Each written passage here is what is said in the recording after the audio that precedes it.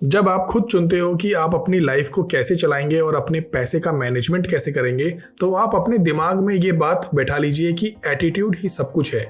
इसे अपनी पलकों के अंदर लिख लीजिए ताकि ये पहली चीज़ हो जिसे आप हर सुबह उठते ही देखें और आखिरी चीज़ हो जिसे आप रात में सोते समय देखें। सौरभ और वरुण दो बेस्ट फ्रेंड थे और दोनों ने एक ट्रिप प्लान किया और बातों ही बातों में सौरभ ने वरुण से कहा, यार मैं पैसे तो ठीक ठाक कमा लेता हूँ, लेकिन महीने के एंड में मेरे पैसे कम पड़ जाते हैं और फिर लोगों से पैसे मांगकर मुझे अपना घर चलाना पड़ता है।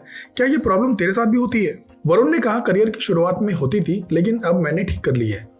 मैंने अपनी इनकम को बढ़ा लिया है और अपने एक्सपेंस को लिमिटेड ही रखा है। सौरभ ने कहा, ये कैसे पॉसिबल है? इनकम के साथ साथ तो खर्चे भी बढ़ते हैं। वरुण ने कहा, ये बहुत आसान है, आजा तुझे विजुअली समझाता हूँ। तुझे स्क्रीन पे जो लाइन दिख रही है, मान ले ये तेरे पड़ोसी की इनकम है जो पहली नौकरी से अब तक मिली है। शुरुआत में उसकी इनकम कम होगी और बाद में नौकरी चेंज करके या प्रमोशन से उसकी इनकम बड़ी होगी। तू देखेगा वक्त के साथ साथ उसकी इनकम बड़ी है। अब हम इसमें उसका खर्चा जोड़ देते हैं। खर्चा जोड़ने के बाद चार्ट कुछ ऐसा दिखता है। ये चार्ट दिखाता है कि तेरा पड़ोसी जितना कमा रहा था उतना खर्च भी कर रहा था। इसमें ब्लैक लाइन जो है वो इनकम की है और ग्रे लाइन एक्सपेंस की है। दोनों लाइनें साथ साथ चल रही हैं जो ये दिखाती है कि तेरा पड़ोसी अपने बजट के अंदर है, उसे किसी से उधार मांगने की जरूरत नहीं है। एक लाइन दूसरी लाइन के ऊपर ही होनी चाहिए जो ये दिखाती है कि मनी का इनफ्लो और आउटफ्लो बराबर है। अगर महीने का खर्च अच्छा गुजर रहा हो तो पेचेक टू पेचेक पिक्चर कुछ ऐसी ही होगी। वरुण सौरभ से कहता है कि ये चार्ट तेरी सिचुएशन से मैच करता है, जो पेचेक टू पेचेक रहना मैनेज नहीं कर पाते और जब घर चलाने तक के पैसे नहीं बचते तो वो क्रेडिट की तरफ भागते हैं। चार्ट की ग्रे लाइन कैसे इनकम की लाइन को क्रॉस करके ऊपर निकल गई है, इसका मतलब है घर चलाने के लिए कर्ज लेना पड़ रहा है।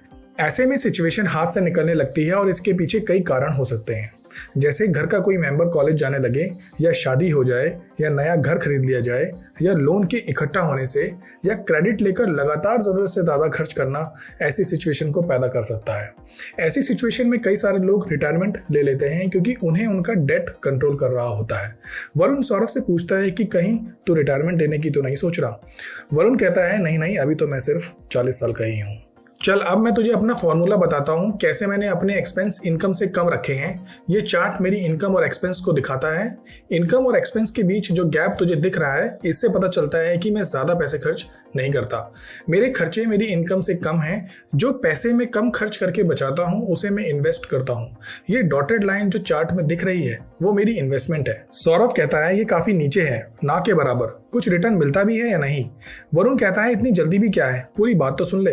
किसी भी रेट के रिटर्न पर इन्वेस्टमेंट इनकम बहुत कम होती है जो अक्सर ना के बराबर ही लगती है, लेकिन समय के साथ जब ग्रोथ या रिटर्न ऑन इन्वेस्टमेंट कंपाउंड होना शुरू होता है तब इन्वेस्टमेंट इनकम लाइन भी बढ़ना शुरू होती है। इस चार्ट में मेरी इन्वेस्टमेंट लाइन स्पेंडिंग लाइन को क्रॉस करके ऊपर की तरफ जा रही है। ये टाइम टेकिंग प्रोसेस है। ये एक ऐसा पॉइंट है जहां तू फाइनेंशियल फ्रीडम फील करना शुरू करेगा। जब तेरी इन्वेस्टमेंट तेरे खर्चों को पूरा करने के लिए इनफ इनकम जनरेट कर रही हो और तू अपनी रेगुलर जॉब पर कम डिपेंडेंट रहे, और जब तेरी पैसिव इनकम जो इन्वेस्टमेंट से आएगी अगर खर्चों से ज़्यादा हो जाती है, तब तू फाइनेंशियली फ्री हो जाएगा। बस ये करना है। सो दोस्तों, आपने देखा कैसे अपने आप को फाइनेंशियल फ्री करने के लिए अपने एक्सपेंस को कैसे लिमिट करना चाहिए। आई होप आपको ये वीडियो अच्छा लगा होगा। वीडियो को लाइक करें, शेयर करें, सब्सक्राइब करें और बेल आइकन को दबाना ना भूलें। जय हिंद।